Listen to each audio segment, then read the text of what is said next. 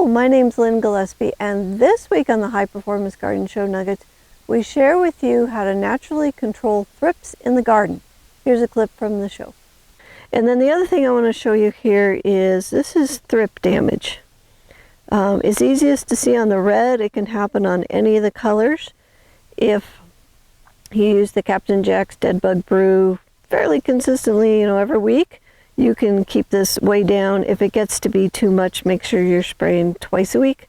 And you want to spray after you water, let that sit on the plant overnight. It's just a bacteria that's sitting there. When the bug ingests the bacteria, that gives them a bellyache and they die. So I just wanted to show you some thrip damage. So I checked the backs of the leaves of these plants. I don't know what it is about the thrip and the red, but they like it the best. So the red is my indicator of what I need to, how much I need to spray is what it indicates for me. This clip is from the High Performance Garden Show Year 10, Week 9.